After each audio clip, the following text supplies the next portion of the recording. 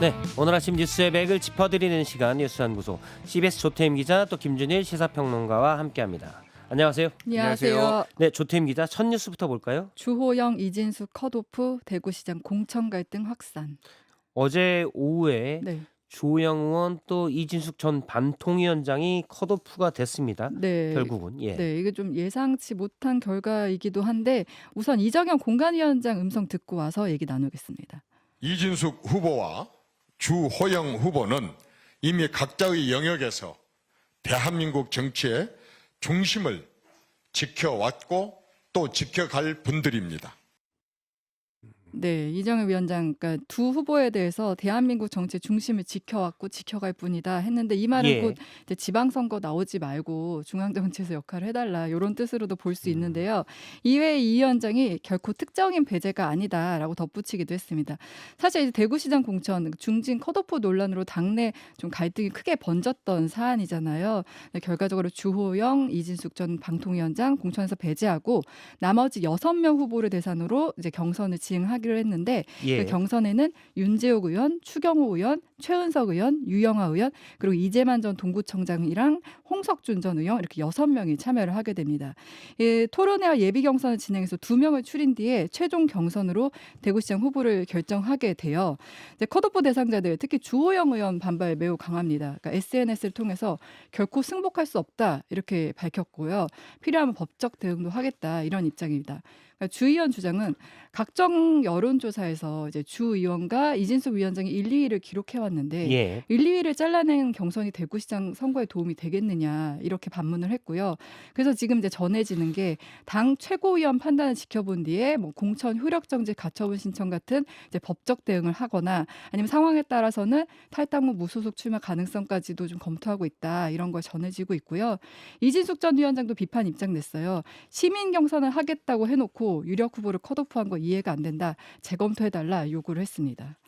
예, 앞서 이정현 위원장 얘기 들어보면 이분들 그러니까 컷오프된 두 분은 정치의 중심을 지켜왔고 지켜갈 분들이다.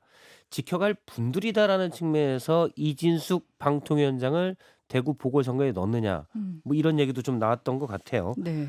예. 대구 이진숙 위원장이 이것과 관련해서 향후에 그러면 이제 원내로 들어오는 거 아니냐 이런 전망도 있긴 한데 또 이제 다른 관계자 얘기 들어보니까 이진숙 전 위원장에 대해서는 그 대구 지역에 이진숙 위원장이 어떤 기여를 했느냐 그거에 대한 좀 질문이 있었대요. 그래서 예. 기여한 부분이 없다는 점 때문에 좀 배제가 된 것 같다 이런 설명하더라고요. 어떻게 네. 될지 모르는군요, 그러면. 네. 알겠습니다.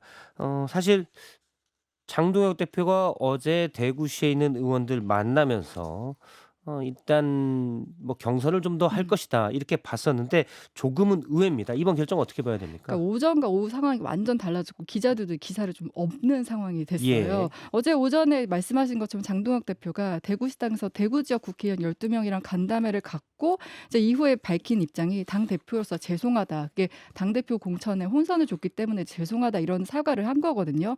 그러면서 대구 시민이 경제력 있는 후보를 선택하는 시민 공천을 해야 된다. 그건 이제 결국 이제 경선을 하겠다는 거잖아요. 그래서 예. 이때까지 수습 국면에 들어가는구나 했었어요. 실제 회의에 참석한 의원들도 이거 전원 경선으로 가야 된다. 그리고 대구 민심이 예전처럼 국민의힘에 호의롭지 않다. 이런 점들을 좀 고려를 했다고 합니다. 그래서 이제 이정현 위원장이 그럼 이 의견을 얼마나 수용할지가 관심이었거든요. 근데 어제 저녁 6시 반에 문자 공지가 왔어요. 이정현 공관위원장이 7시에 브리핑을 하겠다. 예. 그래서 이때 그러면 이제 지도부 입장을 받아들이냐 뭐 이런 예상을 했었는데 이제 주호영, 이진숙 후보에 대해서 이제 컷오프를 발표를 한 거죠. 결과적으로 이제 장 대표 의견을 좀 반만 수용했다 이런 평가가 나오는데 이정현 공관위원장도 어제 기자회견에서 대표의 의견도 참고했지만 혁신 공천이라는 원칙을 포기할 수 없었다 이런 설명을 했어요. 그래서 예. 대구 그 사정 잘 아는 국민의힘 관계자 어제 통화해봤는데 그러니까 주호영 의원만 컷오프한 건 좀 절충한 것 같다. 그러니까 이정현 공관위원장이 계속 혁신 공천 주장했고 중진 컷오프를 얘기한 상황에서 그걸 다 접고 가기엔 좀 어려웠을 것 같다. 그래서 이제 모두 살리긴 어렵고 윤지혁 의원과 추경호 의원을 살리는 선에서 좀 이렇게 절충한 것 같다. 이런 얘기를 하더라고요. 그리고 정의호 사무총장 SNS에 짧게 책임을 통감한다. 당 지도부의 판단과 공간이 결정 사이에서 원활한 가교 역할을 하지 못한데 책임을 통감한다. 이런 입장을 밝히기도 했습니다. 사실 이정현 위원장은 애초에 중진 다 컷오프였는데 윤재욱, 추경호 의원은 놔두고 주호영 의원만 컷오프를 하면 반발이 그래도 좀 작겠다. 네. 뭐 이런 전략이 있을 수도 있겠군요. 네, 맞습니다. 예, 민주당에서는 김부겸 전 총리의 대구 출마 가능성이 높아지는 것 같습니다. 네, 지금 김 전 총리 결단 이제 얼마 안 남았다 이런 얘기 나오는 게 어제 민주당 조승래 사무총장 이제 기자 간담회 있었는데 김 전 총리와 여러 채널로 소통해 왔다 이번 주에 결단할 것이다 이렇게 밝혔어요.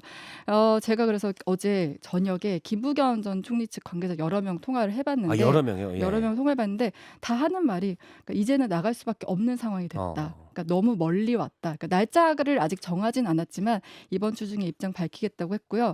그리고 출마를 결심한 배경, 이제 공통적으로 하는 말들이 내가 나가면 대구의 구의원 하나라도 더 건지지 않겠느냐, 대구에서 뛰는 기초 광역 후보들한테 조금이라도 도움이 되지 않겠느냐, 이런 입장이라고 해요. 예. 또 다른 관계자 설명은 일각에서 뭐 이진숙 위원장 나오니까 김부겸 전 총리 나오는 거 아니냐, 승산 있어서 나오는 거 아니냐 이런 해석들이 있었잖아요. 여기에서 이건 굉장히 잘못된 거다. 그러니까 대구는 전국적으로 분위기 안 좋다고 하면 오히려 역결집하는 곳이다. 최근에 뭐 여론조사에서 대구가 민심이 민주당이 좀 비슷하게 나왔다고 하지만 실제 선거는 다르다. 그리고 뭐 그 국민의힘이 지금 6명 경선 결정을 한 것에 대해서도 결국 김부겸 총리가 매기 역할을 한 거 아니겠느냐 이런 얘기도 하더라고요. 그 예. 위기감 때문에 경선을 결정한 것으로 이제 보고 있습니다. 네. 일단 뭐 상황이 좋아 보여서 나온 건 결코 아니다. 책임감 때문에 네, 나오는 맞습니다. 것이다. 네. 이런 입장이군요. 예, 김준일 평론가와 짚어보겠습니다. 예. 사실 주호영 의원과 이진숙 위원장 그리고 한 명 더 있는데 이렇게 세 명만 컷오프한 거는 예상 밖이었어요. 그러니까 그 논리가 중앙 정치에서 이제 역할을 해달라라는 취지로 얘기를 한 거잖아요. 그러니까, 예. 그러니까 뭐 국가 정치 전반에 더 크게 쓰이는 게 대한민국 전체를 위해 더 필요하다. 그럼 제가 궁금한 게 주호영, 이진숙은 중앙 뭐 국가 전체를 위해서 쓰고 그러면 추경호, 윤재욱은 지역에서 쓰고 뭐 이런 건가요? 그러게요. 예, 그 굳이 너희들 구별될 일은 없어요. 그러니까 두 사람은 윤재욱, 추경호는 그러면은 중앙에서 쓸 일은 없고 지역에서나 열심히 해봐라 이렇게 한 건지. 그러니까 뭐 기준이 모호하죠. 그러니까 이게 계속 논란이 될 수밖에 없는 게 어떤 사람이 중앙에서 그러면 열심히 하는 거고 어떤 사람은 예. 지역에서 할 것이냐. 그러니까 처음부터 주호영을 염두에 둔 거 아니냐 이런 얘기들이 나와요. 제가 뭐 지난번에 좀 얘기했지만은 비박들 지금 다 쳐내는 거 아니냐 이런 예. 얘기들이 당내 있다라고 얘기했잖아요. 결국은 딱 비박인 주호영만 딱 찍어가지고 그런데 주호영 의원만 쳐내면 그러니까 이진숙 의원까지 이제 같이 넣은 건데 예, 이준숙 이진숙 방통위원장은 예. 그러니까 죄송합니다. 이진숙 전 방통위원장 같은 경우에는 지금 보궐선거에 출마하는 거 아니냐 얘기가 나와요. 그래서 대구 지역에 그래서 투사는 국회로 뭐 이런 얘기들이 이제 돌고 있으니 보궐선거에는 이진숙을 주고 그리고 주호영 의원은 쳐내고 뭐 이런 식으로 가는 거 아니냐. 대구의 경선에 나선 현역 의원들 중에 아무나 후보가 돼도 일단 대구의 보궐선거가 하나는 나오니까요. 그 예. 지역에 이진숙 위원장을 넣을 수 있다 이런 거죠. 그렇죠. 예. 지금 굉장히 재밌는 게 뉴스원이 오늘 아침에 굉장히 자세하게 이 과정을 써놨는데 예. 원래 어제 그 서울시장 선거 얘기만 논의를 하기로 했는데 이정현 공관위원장이 갑자기 우리 대구 결정하자라고 해가지고 논란이 됐고 거기에서 주호영, 이진숙 그리고 또 한 분 3명을 쳐내겠다라고 하니까 난리가 났다라는 거예요. 예. 그래서 당대표 뜻이 맞냐? 당대표가 시민 공천하기로 했다는데 공관위원들 반발하니까 20분간 통화를 했대요. 그러니까 저기 장동혁 장동혁, 대표와 이정현 이정현 위원장이 두 사람이 20분간 통화를 했는데 그 내용에 대해서는 얘기를 안 하고 자 당대표도 내 뜻이다 이런 취지로 얘기하고 그냥 밀어붙였다라는 거예요. 그러니까 거기서 이제 뭐 좀 정의용 사무총장이나 최수진 의원은 반대를 했고 서지영 의원은 기권을 했고 이런데 나머지 이제 공관위원들 소위 말해서 이제 이정현과 뜻을 같이 하는 사람들이 다 찬성을 해가지고 이게 통과가 됐다라는 겁니다. 예. 그러면은 장동혁 대표가 사실상 이중 플레이한 거 아니냐. 그러니까 정권을 맡겼다라고 이미 줬고 그래서 시민 공천하겠다라고 했는데 이정현 공관위원장이 주호영은 쳐내야 되겠다라고 얘기를 하니 그냥 오케이 사인을 내린 거 아니냐. 뭐 이렇게 봐야 될 것 같아요 지금. 또 시민 공천이라고 아예 명시적으로 얘기했는데 주영 의원 주장에 따르면 일단 여론조사 1, 2위가 주영, 이진숙인데 과연 이 둘이 컷오프되면 이게 시민 공천이 맞냐 이런 반발은 충분히 있을 수 있을 것 같아요. 그러니까 기준을 모르겠다라는 거죠. 뭐 중앙 정치에서 열심히 하신 분들이 정말 두 사람만 되는 거냐. 그리고 김부겸 전 총리가 예. 저기 홍준표 전 총리 아니죠. 홍준표 전 대구시장은 이제 최근에 만났잖아요. 예. 그래서 지금 그 플랫폼 있잖아요. 콩카콜라. 홍카콜라 청년의 꿈인가요? 청년의 예. 꿈인가 거기에 이제 민주당 찍어야 된다라고 하니까 이제 홍준표 시장이 대구가 도약하려면은 이재명 정부의 도움을 받아야 된다 이런 식으로 얘기를 해서 김부겸 전 총리를 약간 지원하는 듯한 이런 거를 글을 올렸어요. 어. 예, 그래서 상당히 지금 두 사람이 뭐가 있는 거 아니냐, 미래학에 있는 거 아니냐, 예. 아니면은 홍준표 전 대구시장이 견제를 하기 위해 국민의힘이 계속 지금 견제를 하고 이제 두드러 패고 있잖아요. 그러니까 그런 차원에서 해석하는 것도 있고, 홍준표 전 예. 시장의 입장은 국민의힘이 망할 때는 제대로 망해야 차라리 보수가 살 수 있다. 뭐 이런 입장이 좀 있는 것 예. 같아요. 그리고 김부겸 총리가 진짜 출마를 할 것 같다라는 것도 하나 느꼈던 게 주말 사이에 텔레그램에 가입하셨더라고요. 제 거기에 떴습니다. 그러니까 전화번호가 제가 있으니까 김부겸이 가입했습니다. 이렇게. 예. 그거는 보통 이제 뭔가 정치 활동을 하거나 할 때 이제 보통 가입해서 소통을 요즘 텔레그램으로 대부분 하니까 그러네요. 예, 출마하시는구나 그 생각을 했어요. 예. 김준일 평론가 텔레그램에 김부겸 전 총리가 텔레그램에 새로 가입했습니다가 딱 떴기 때문에 이거는 활동의 신호탄이다. 예. 다음 뉴스 볼까요? 다주택 공직자 부동산 정책 논의에서 배제. 다주택자나 초고가 네. 그러나 비거주하는 공직자들 부동산 정책을 짜고 결정하고 이런 데서 아예 다 배제시켜라. 네. 이런 거죠. 맞습니다. 이재명 대통령이 오랜만에 부동산 메시지를 냈어요. 예. 최근에 검찰개혁 관련한 메시지만 좀 주목을 받았었는데 오랜만에 부동산 메시지를 냈는데 좀 꽤 광도 높은 메시지라고 볼 수 있습니다. 그러니까 주택 부동산 정책의 논의, 입안, 보고 결정에서 다주택자, 비거주 고가주택 보유자, 부동산 과다 보유자를 배제하도록 청와대와 내각에 지시했다 이렇게 밝혔어요. 근데 이게 다주택자 자체를 문제 삼은 건 아니다 이렇게 예. 설명했는데 다주택 보유자 자체를 비난하는 이유는 없다. 주택 보유가 많을수록 유리한 세제와 금융 정책을 만든 공직자들이 문제다 이렇게 지적을 했습니다. 그러니까 정책을 만든 사람이 그 부동산 이해 관계자면은 정책 예. 신뢰에 흔들릴 수 있다 이런 판단으로 보이고요. 그동안 사실 부동산 정책 나올 때마다 그 고위 공직자들이 뭐 강남에 거주를 한다든가 아니면 다주택자든가 과연 이 정책이 실효성이 있느냐, 진짜 집값 떨어뜨리려는 거 맞냐 이런 지적이 있었잖아요. 내로남불이다. 예. 이런 거를 좀 이제 구조적으로 차단하겠다 이런 것으로 보이고요. 그 다주택자에게 집을 팔라고 강요한 건 아니지만 어쨌든 공직자가 솔선수범해야 한다는 메시지 보인 것으로 보입니다. 아무래도 부동산 정책을 짜는 분이 초고가 비거주 집을 갖고 있거나 다주택을 갖고 있다 보면 알게 모르게 본인에게 손해되는 정책을 안 짤 수 있으니 이런 사람 배제하자 뭐 이런 네. 취지로 이해가 됩니다. 맞습니다. 네. 예. 그래서 그만큼 이제 부동산 이번엔 꼭 잡겠다 이런 의지를 드러낸 것으로 보이고요. 그래서 실제로 청와대 얘기 들어보니까 그 부동산 정책 담당 공직자들 주택 보유 현황 파악에 들어갔다고 해요. 그래서 예. 이규현 홍보소통수석이 밝히기를 지금 이후에 업무 배치 그 현황을 파악한 후에 업무 배제 조치를 시행할 계획이다. 각 부처에도 이 같은 지침을 전달했다 하는데 그럼 이제 부동산 주택 정책 담당자라고 할 경우 이제 대상이 꽤 넓어질 수 있는 게 단지 토지 문제 외에 뭐 세제, 금융 정책까지 연결되잖아요. 예. 그러니까 뭐 국토교통부, 재정경제부, 금융위, 뭐 국세청까지 다 포함되는 거 아니냐 이런 전망은 나오고 있습니다. 그럴 수가 있겠군요. 그러니까 뭐 그러니까 부동산 관련 세제, 뭐 보유세를 만약에 올린다. 근데 뭐 비거주 1주택을 초고가 집을 갖고 있는 고위공직자가 이 정책 담당자다. 네. 뭐 알게 모르게 짜다가 이러면 내가 세금 많이 낼 수 있겠는데 뭐 이런 방어가 생길 수가 있으니 네. 이런 걸 좀 차단하자 그런 맥락으로 들립니다. 예. 김준일 평론가는 어떻게 들으셨습니까? 그러니까 뭐 실제 관료들이 정말로 내가 세금을 많이 내기니까 내가 이거는 반대할까 그렇게 되지는 않지만은 그런 의구심이 있었던 건 사실이에요. 예. 뭐 항상 뭐 보면은 쫙 나오잖아요. 그러니까 언론에서 분석도 하고 누가 다주택자다. 그러니까 그런 거에 대한 조금 조기에 차단하는 거 그러면은 이거는 뒤로 이제 언제일지는 모르겠으나 결국은 보유세나 이런 거를 올릴 가능성이 매우 높아졌다. 저는 그렇게 해석을 하거든요. 예. 어떤 정책의 수용성을 높이기 위해 솔선수범했다. 정부에서 고위 관료들이 이렇게 보면 될 것 같고 서울신문에서 그거 발빠르게 분석을 했는데 지금 정부 쪽에 있는 국토부랑 재경부의 뭐 차관급들 뭐 아니면은 뭐 재경부 세제실장 이런 사람들은 다 1주택자라는 거예요. 그러니까 예. 2주택자가 거의 없고 다만 밑으로 가면은 이제 2주택자들이 이제 그 국토부나 이런 데에 있는데 이 사람들이 상당히 압박을 받을 수는 있겠다 이 생각이 듭니다. 그래서 일단 대통령이 분당지 팔았으니 예. 눈치 챙겨라. 거의 이분인 것 같아요. 야 나도 팔았는데 니들이 지금 이럴 수 있어?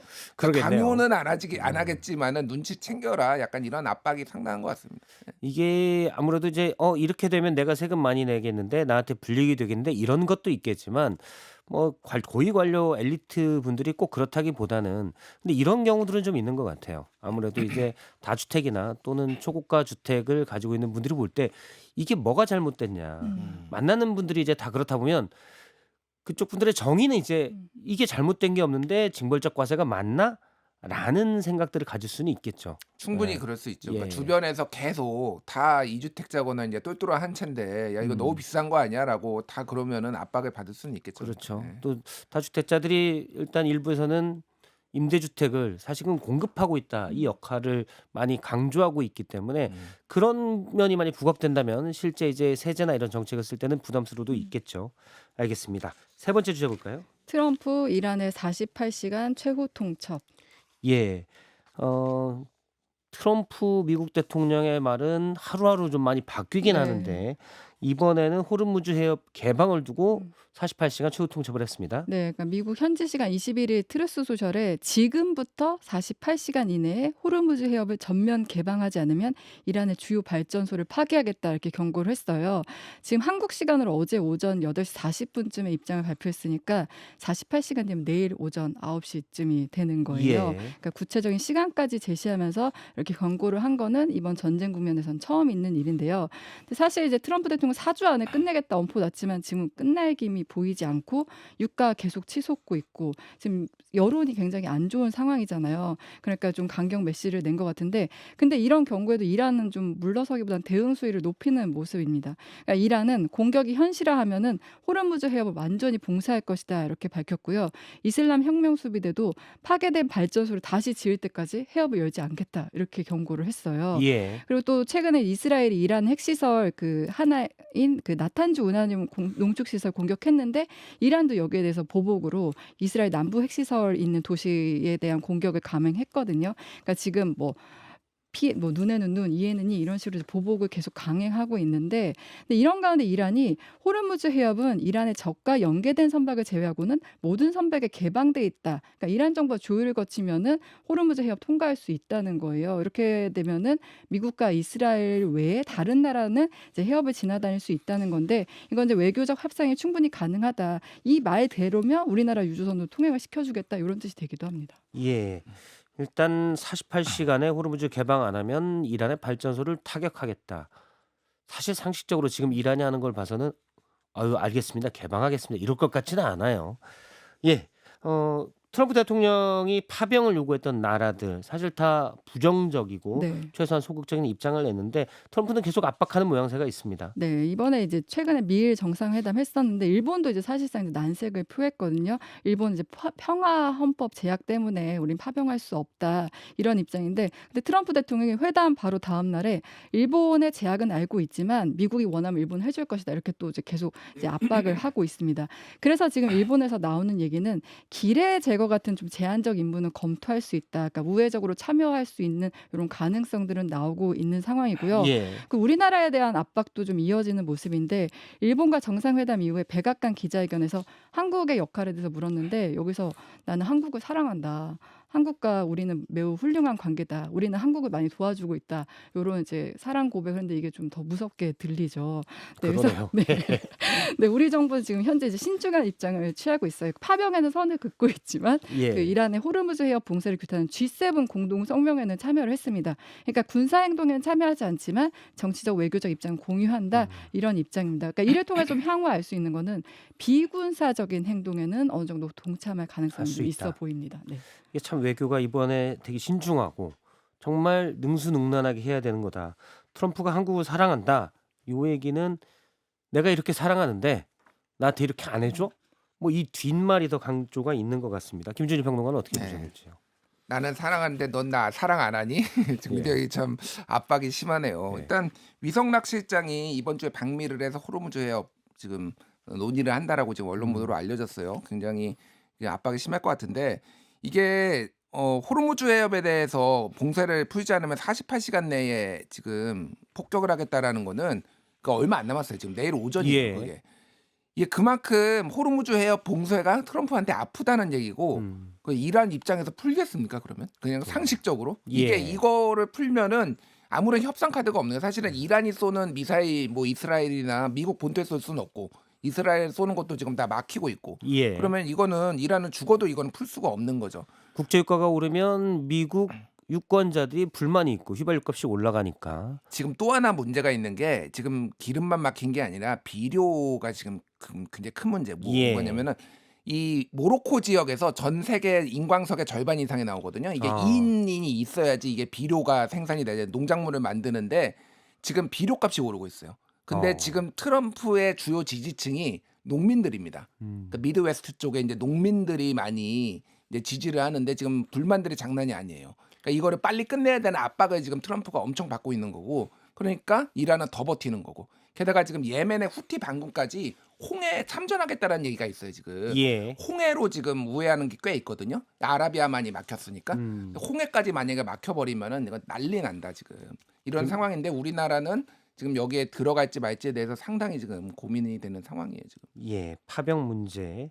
알겠습니다. 이 부분도 좀 짚어보도록 하겠습니다. 대전 화재 참사가 지난 금요일에 있었고요. 네. 인명피해가 컸습니다. 네, 지금 뭐 불은 10시간 만에 진화됐지만 14명이 숨지고 60명이 다치는 좀 대형 화재 사고였는데요. 대전시장에 합동 분향소 마련됐는데 유족들 뭐 계속 오열하는 모습 보여주고 있고, 그 회사 대표인 손주한 안전공업 대표도 죽을 죄를 지었다 이제 사과를 하긴 했습니다. 예. 근데 사실 이제 계속 좀 경고가 있었다고 해요. 뭐 예를 들면은 그 샌드위치 패널 구조여서 이번에 불길이 좀 순식간에 번졌다 요런 이제 분석 나오고요. 그리고 불법 증축 문제도 이제 거론되고 있는데, 이 사망자들이 좀 많이 발견된 헬스장 여기가 도면에는 나와 있지 않은 공간이라고 하고 원래는 단층 구조인데 복층으로 돼 있다고 합니다. 도면에 없다는 건 원래 없는 공간을 불법으로 만들었다라고 봐야 되는군요. 네, 맞아요. 구청 허가 없이 이제 불법으로 만든 건데, 이렇다 보니까 이제 환기도 되지 않았을 거고 화재에 취약했을 것이다 이렇게 보고 있고, 노조는 계속 이제 기름 찌꺼기 설비 배관 곳곳에 쌓여 있다는 점을 지적했는데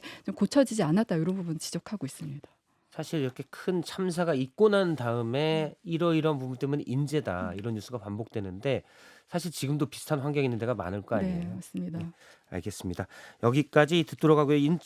대전 화재 부분은 2부에서도 전문가와 짚어보도록 하겠습니다. 두 분 고맙습니다. 감사합니다. 박성태의 뉴스쇼는 여러분의 참여를 기다립니다. 구독과 좋아요, 댓글 잊지 않으셨죠? 평일 아침 7시 10분 실시간 라이브도 참여하실 수 있습니다.